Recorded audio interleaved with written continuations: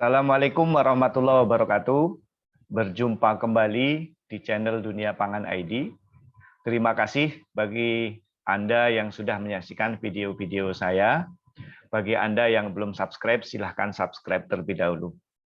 Pada video kali ini, saya akan membahas mengenai unsur penting di dalam kemasan makanan, yaitu tentang label.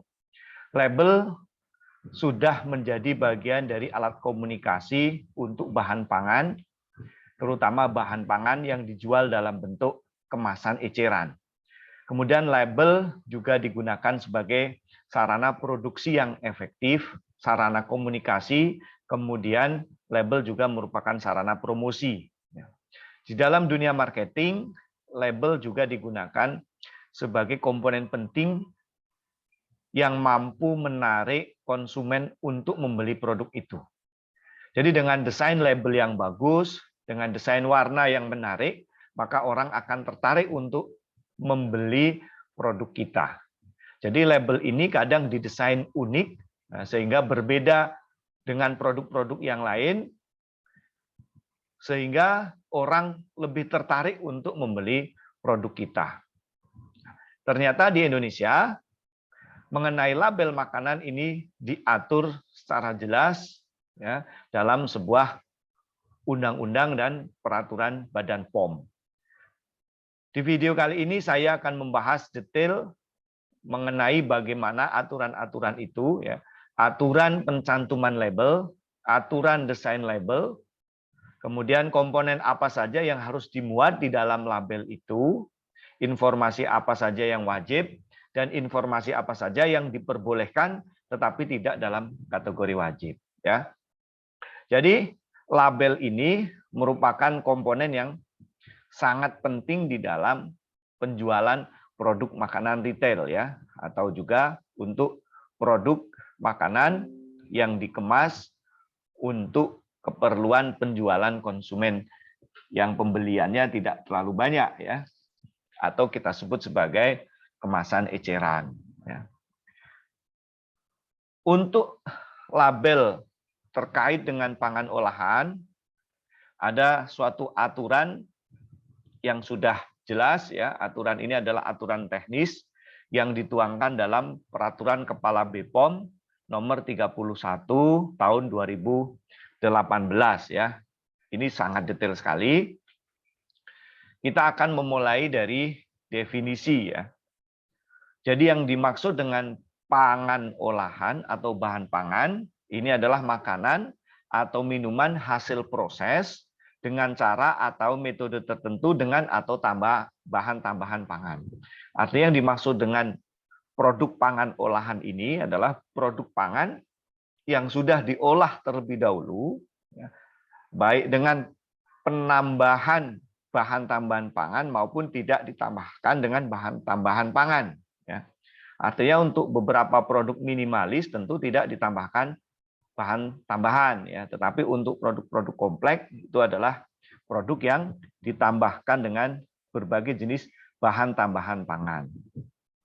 Nah, kemudian apa itu label? Ya, label adalah setiap keterangan mengenai pangan olahan yang bisa dalam bentuk gambar, bisa juga dalam bentuk tulisan, atau kombinasi keduanya. Artinya, label ini bisa memuat gambar, kemudian bisa memuat tulisan, atau kombinasi antara keduanya. Ya, artinya, campuran antara gambar dan tulisan. Atau bentuk lain yang disertakan pada pangan olahan. Dimasukkan ke dalam, atau ditempelkan, atau merupakan bagian dari kemasan. Ya. Jadi menurut Perkab POM ini label bisa 3 bentuk ya. Yang pertama bisa dimasukkan ke dalam, jadi ada di dalam bahan pangan.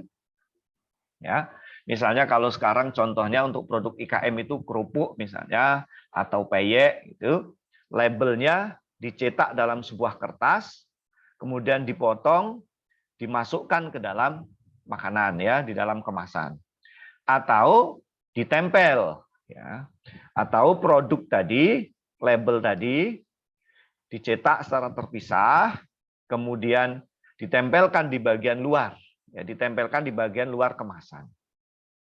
Atau merupakan bagian dari kemasan. Jadi kemasan itu sudah disablon atau diprint dengan label secara lengkap. Ya, jadi ada 3 ya jenis label yang bisa digunakan untuk produk kemasan, untuk produk pangan olahan. Ya.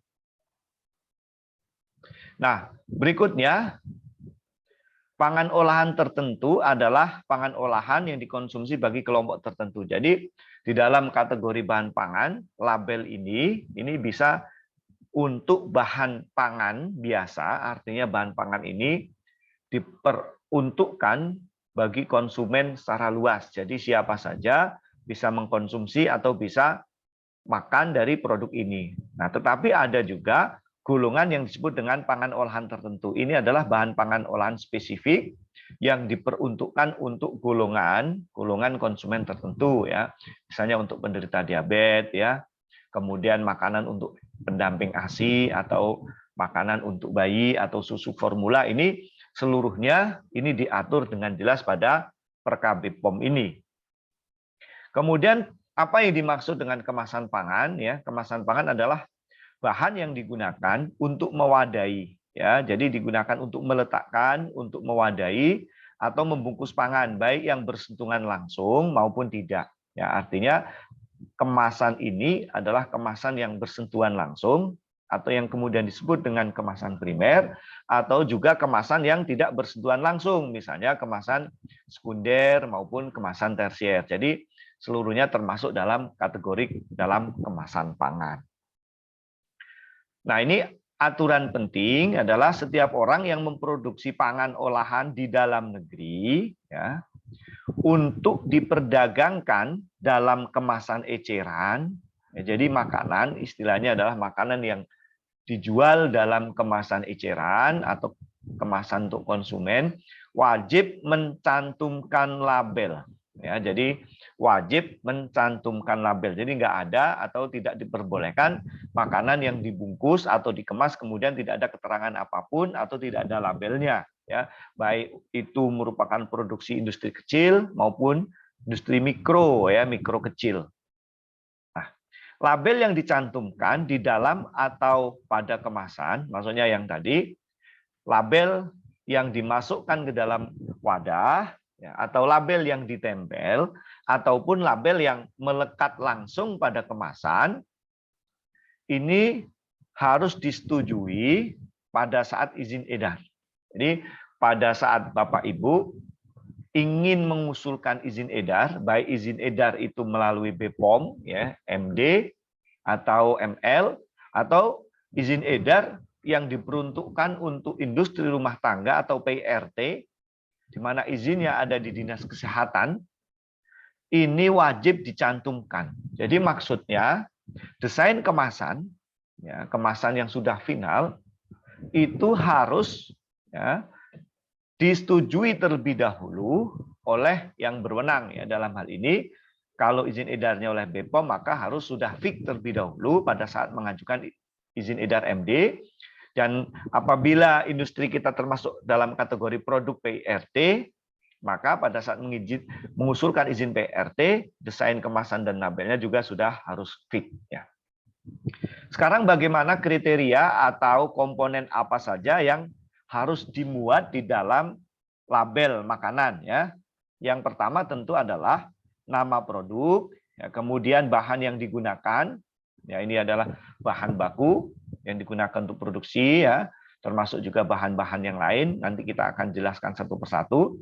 Kemudian selain itu ada berat bersih, ya, berat bersih atau disebut dengan neto. Kemudian ada nama dan alamat pabrik yang memproduksi. Kalau produk ini adalah produk dari dalam atau diproduksi di dalam negeri. Kalau produk itu adalah produk yang dibuat di luar negeri, maka yang harus dicantumkan adalah nama atau alamat. Jadi nama dan alamat importir atau pengimpor. Kemudian label halal atau tulisan halal bagi yang dipersyaratkan. Jadi peraturan ini sebelum terbit undang-undang mengenai jaminan produk halal, sehingga di sini bagi yang dipersyaratkan. Sementara setelah terbit Undang-Undang Nomor 33 tahun 2014, maka menjadi wajib. Ya, ini ada Undang-Undang Nomor 33 Nomor 2014, seluruh produk pangan eceran atau kemasan eceran harus berlabel halal ya. Berikutnya adalah tanggal dan kode produksi yang harus dicantumkan. Selain itu ada keterangan kadaluarsa atau expired date atau best before. Kemudian ada nomor izin edar. Ya, izin edar ini tadi yang MD. Apabila izin edar ini dikeluarkan oleh BPOM, atau nomor PIRT apabila produk ini termasuk dalam kategori produk industri rumah tangga. Kemudian ada asal-usul bahan tertentu. Ya, ini hanya golongan-golongan produk tertentu, tidak seluruhnya. Nah, yang saya cetak hitam ini, nama produk, berat bersih, nama alamat pabrik atau importir, kemudian label halal, keterangan kadaluarsa dan izin edar, ini harus dicetak jelas. Ya, cetak jelas yang dimaksud nanti ada ketentuannya berapa minimal ukuran huruf dan warna hurufnya ya. Ini diatur semua. Nah, kemudian bahan yang dijual sebagai bahan baku. Jadi produk tadi ada dua jenis. Yang pertama adalah produk yang langsung dikonsumsi, itu sebagai produk eceran. Atau kategori yang kedua, produk ini adalah produk yang harus diolah sebagai bahan baku. Jadi produk yang tidak langsung dikonsumsi. Ya. Misalnya ada tepung terigu, ya. Kemudian tapioka. Ini adalah merupakan produk-produk yang digunakan sebagai bahan baku. Ya. Kemudian ada margarin, ya kan nggak ada orang yang makan margarin langsung ya, maka margarin ini adalah bagian bahan yang digunakan untuk bahan baku ya, misalnya sebagian besar digunakan untuk produk kue. Nah, berbeda dengan kalau misalnya produk itu berupa permen ya, maka pasti dia merupakan produk yang langsung dimakan atau produk ciki-cikian ya. Sementara kalau seperti MSG, kemudian kalau gula ya, gula pasir itu dibagi bisa termasuk sebagai bahan baku, bisa juga digunakan sebagai bahan yang langsung dimakan. Nah, untuk produk yang dijual sebagai bahan baku atau produk antara, maka di dalam kemasan itu harus mencantumkan apa saja ya. Yang pertama harus ada nama, kemudian harus ada berat bersih, ya berat bersih ini adalah isi bersih atau neto tadi. Kemudian nama dan alamat produsen atau importir atau pengimpor kalau produk itu berasal dari luar negeri. Kemudian tanggal dan kode produksi, ya, jadi ada tanggal dan kode produksi. Kemudian ada keterangan kadaluarsa atau expired date-nya atau best before juga bisa. Ya, jadi ini adalah keterangan-keterangan yang harus tercantum di dalam produk yang apabila produk itu kita gunakan sebagai bahan baku untuk memproduksi produk yang lain ya. Tadi saya kasih contoh ada terigu, tapioka ya, kemudian bahan-bahan pewarna, kemudian ada juga bahan-bahan yang lain ya, bisa dalam bentuk sebagai bahan pengisi, emulsifier dan seterusnya ya. Itu digunakan sebagai bahan baku. Nah, ini yang harus diperhatikan ya, harus diperhatikan. Ini adalah aturan penting yang kadang kita mengabaikan ya. Nah, yang pertama, label ini harus ditulis dalam bahasa Indonesia ya, sehingga kalau produk ini produk dari luar, ini beberapa keterangan harus diterjemahkan dalam bahasa Indonesia. Jadi sekali lagi, label harus menggunakan bahasa Indonesia. Ya. Kalau ingin menggunakan bahasa asing atau menggunakan bahasa daerah, itu diperbolehkan, tetapi harus ada bahasa Indonesia. Ya. Misalnya kita ingin menggunakan bahasa-bahasa daerah tertentu, boleh saja, tetapi dengan catatan harus disertakan bahasa Indonesia. Ya, karena begini, kita produk ini adalah produk yang berpikirnya ini nanti akan dipasarkan ke seluruh wilayah di Indonesia. Walaupun awalnya produk ini didesain untuk produk lokal dan hanya diedarkan kemudian dijual di kalangan terbatas untuk kalangan-kalangan suku tertentu misalnya atau daerah-daerah tertentu, tetapi kita harus berpikir bahwa produk ini adalah produk nasional sehingga nanti kita akan dijual di seluruh Indonesia. Sehingga dari awal ini sudah harus didesain dalam bahasa Indonesia. Inilah bangga berbahasa Indonesia ya, artinya kita harus bangga sebagai orang Indonesia. Walaupun nanti kita juga harus menguasai bahasa-bahasa asing, tetapi kita harus bangga terlebih dahulu sebagai warga negara Indonesia dengan menggunakan bahasa Indonesia. Nah, selain keterangan-keterangan tadi yang sudah kita bahas, ada beberapa produk yang harus mencantumkan keterangan-keterangan tambahan. Produk apa saja ya? Yang pertama adalah produk yang mengandung pemanis buatan ya, atau produk yang di dalamnya ditambahkan pemanis buatan. Maka harus ada keterangan terkait penggunaan pemanis buatan. Nanti akan saya jelaskan tersendiri. Kemudian keterangan tentang pangan olahan ya. Misalnya ya, bahan pangan ini menggunakan bahan dari babi ya, maka harus ada keterangan ya, atau produk ini ya dibuat di fasilitas di mana fasilitas itu ada penggunaan bersama dengan produk-produk yang berasal dari babi. Yang dimaksud dengan produk yang berasal dari babi itu tidak harus dagingnya. Ya, tidak harus dagingnya, tidak harus lemaknya, tetapi seluruh bagian dari babi. Ya, misalnya bersentuhan dengan tulang. Salah satunya misalnya adalah penjernih air dari karbon aktif. Karbon aktifnya terbuat dari tulang babi. Maka harus dikasih keterangan bahwa air ini adalah air yang selama proses pengolahan pernah bersentuhan dengan komponen dari babi. Ya. Atau bahan-bahan yang lain ya, misalnya emulsifier yang digunakan untuk berbagai jenis produk, misalnya es krim atau gelatin, ini juga berasal dari, bisa bersumber dari babi, dan ini harus ada keterangannya. Keterangan yang ketiga adalah produk alergen ya, artinya misalnya seperti produk kacang-kacangan atau turunannya. Ada produk kedelai misalnya, ini yang paling banyak digunakan adalah lecitin dari kedelai yang digunakan sebagai emulsifier. Itu adalah alergen. Maka di dalam produk kita harus dijelaskan. Nanti bagaimana menjelaskannya, ada penjelasan tertentu. Nah, berikutnya untuk minuman beralkohol ini juga harus dikasih keterangan ya. Keterangan yang lain yang merupakan keterangan tambahan ini adalah keterangan untuk produk susu. Ya, nanti ada beberapa label-label yang harus ditambahkan kalau dia produk-produk itu ada termasuk adalah produk susu ya. Maka dari itu nanti akan saya bahas lebih detail pada slide-slide berikutnya. Oke. Kita akan masuk pada kategori yang pertama, yaitu nama produk ya, pembahasan terkait dengan nama produk. Bagaimana cara mencantumkan nama produk ya? Jadi nama produk di dalam produk olahan, yang pertama harus mencantumkan nama jenis pangan olahan, ini nama jenis pangan olahan, yang diikuti dengan nama dagang. Nama dagang ini yang disebut dengan merek. Ya, misalnya tadi kalau susu ya, yang berasal dari kedelai, nama jenis pangan olahannya adalah susu kedelai. Ya, nama mereknya apa? Misalnya Segar Sehat, misalnya Segar Manis, misalnya ya. Susu kedelai Segar Manis, ini contohnya saja. Maka nama dagangnya adalah Segar Manis ya.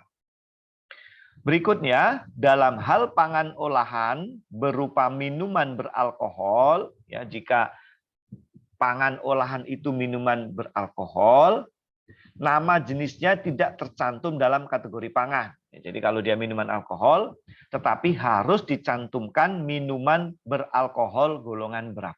Ya, pengaturan golongan ini juga diatur dalam aturan yang lain. Ya, tapi intinya kita harus mencantumkan keterangan minuman beralkohol golongan sekian-sekian. Pangan olahan yang ditambahkan alkohol, jadi kalau yang tadi adalah minuman yang mengandung alkohol, maka dia tidak termasuk dalam kategori produk pangan olahan. Tetapi harus dicantumkan label minuman beralkohol. Sementara kalau alkohol ini digunakan sebagai bahan baku dalam proses pengolahan pangan, artinya ini makanan yang kemudian mengandung alkohol, maka harus dikasih keterangan. Ya, artinya mencantumkan bahwa makanan ini mengandung alkohol dengan kadar sekian. Ya, sekali lagi, kalau alkohol itu sebagai minuman, maka tidak termasuk dalam golongan pangan olahan. Tetapi kalau alkohol itu dicantumkan atau merupakan alkohol yang ditambahkan dalam produk pangan, ya misalnya ada apem, ya misalnya ini contoh saja, apem yang kemudian menggunakan bahan tambahan ya sebagai pengembang atau bahan untuk membentuk rongga atau untuk membentuk gas atau yang lain menggunakan alkohol, maka dicantumkan ya keterangan bahwa di dalamnya mengandung alkohol. Oke ya. Berikutnya ada beberapa aturan tentang pencantuman nama dagang atau merek. Ini yang tidak diperbolehkan. Yang harus perhatikan, yang pertama, merek tadi tidak bisa digunakan atau tidak boleh digunakan apabila bertentangan dengan ketentuan peraturan perundang-undangan. Ya. Yang kedua, terkait dengan bertentangan dengan moralitas agama. Ya, artinya bertentangan dengan moralitas agama. Berikutnya, nama tersebut bertentangan dengan budaya, ya artinya bertentangan dengan budaya yang berlaku di Indonesia. Bertentangan dengan kesusilaan, ini juga tidak boleh, atau berkaitan tentang ketertiban umum. Artinya pada saat nama dagang ini dipakai maka akan mengganggu ketertiban umum. Maka dari itu tidak boleh digunakan sebagai nama dagang atau nama produk atau merek. Berikutnya, nama dagang yang juga tidak boleh digunakan adalah nama dagang yang tidak memiliki daya pembeda. Ya, artinya tidak memiliki daya pembeda, semua produk nanti akan sama, jadi orang menjadi bingung. Berikutnya adalah yang C, nama tersebut sudah menjadi milik umum.